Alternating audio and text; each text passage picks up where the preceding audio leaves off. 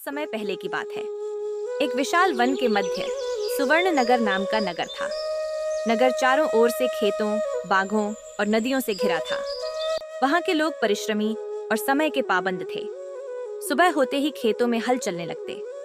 बाजार में दुकानदार अपने अपने ठेले सजा लेते और महिलाएं घर के काम पूरे कर बच्चों को पढ़ाने बैठा देती।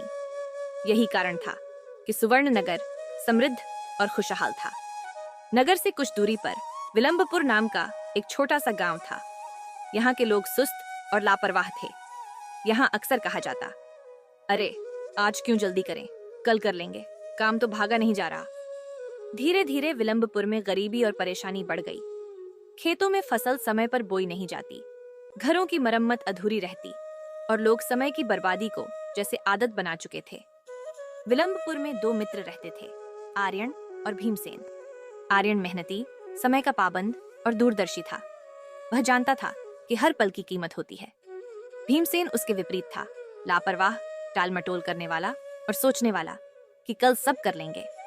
आर्यन का खेत हमेशा साफ और उपजाऊ रहता, जबकि भीमसेन का खेत खरपतवार से भरा होता। आर्यन का घर मजबूत और व्यवस्थित था, जबकि भीमसेन का घर अक्सर मरम्मत के इंतजार में रहता।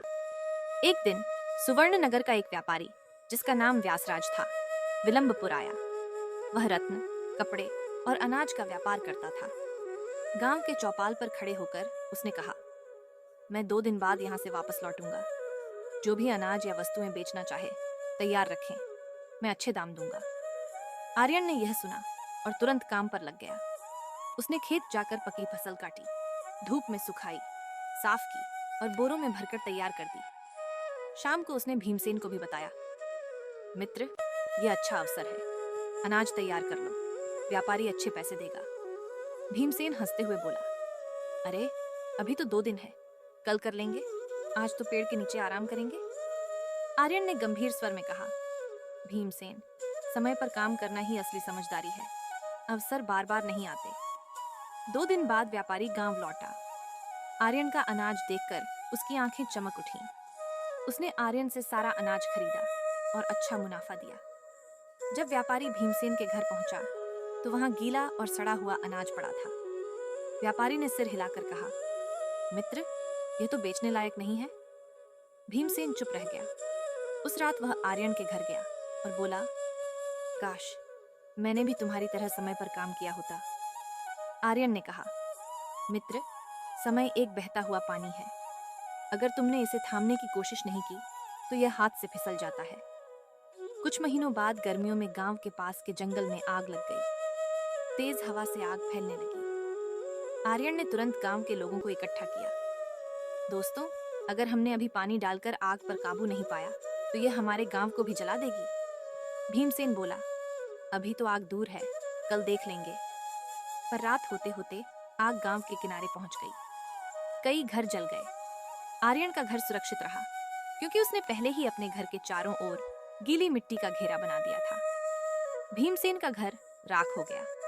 इस बार उसे गहरा धक्का लगा। एक दिन सुवर्ण नगर के राजा राजवर्धन ने घोषणा की, हमारे राज्य में एक भव्य उत्सव होगा। जो व्यक्ति सबसे सुंदर और उपयोगी वस्तु लेकर आएगा, उसे हम धन और पद देंगे। आर्यन ने तुरंत जंगल से उत्तम लकड़ी लाकर सुंदर पालना बनाना शुरू कर दिया। भीमसेन ने सोचा, अभी तो समय है, बाद में कर लेंगे। जब उत्सव का दिन आया, आर्यन ने सुंदर पालना राजा को भेंट किया। राजा प्रसन्न होकर बोला, तुम्हारी मेहनत और समयबद्धता ने मुझे प्रभावित किया है। आज से तुम सुवर्ण नगर के कोषाध्यक्ष हो। भीमसेन खाली हाथ रह गया। वह भीड़ में खड़ा आर्यन की सफलता देखता रहा। एक दिन आर्यन ने भीमसेन को समझाने के लिए कहानी सुनाई। बहुत समय पहले एक जंगल में एक कौवा और एक तोता रहते थे। गर्मी से पहले तोते ने अपना घोंसला मजबूत किया। कौवा बोला, अरे अभी तो मौसम अच्छा है। लेकिन जब बारिश आई तो कौवे का घोंसला टूट गया और वह भीग कर कांपने लगा। तोता अपने सुरक्षित घर में आराम से रहा। आर्यन ने कहा, भीमसेन, समय की कदर न करने वाला व्यक्ति उसी कौवे की तरह होता है। भीमसेन बोला, हाँ, कल से मैं बदल जाऊंगा। आर्यन मुस्कुरा दिया, क्योंकि वह जानता था कल कभी नहीं आता। 1 साल बाद विलंबपुर में भीषण अकाल पड़ा। बारिश समय पर नहीं हुई, फसलें सूख गईं। जिनके पास अनाज और पानी जमा था वे बच गए। आर्यन ने अपने भंडार से कई लोगों की मदद की। भीमसेन भूखा और बीमार हो गया। उसने आर्यन से कहा, मित्र, अब मैं समझ गया कि समय की कीमत क्या है। काश मैंने पहले ही सीख ली होती। आर्यन ने पानी पिलाते हुए कहा, भीमसेन, समय एक नदी की तरह है। एक बार बह गया तो फिर कभी नहीं आता। इसका सही उपयोग ही जीवन की असली सफलता है।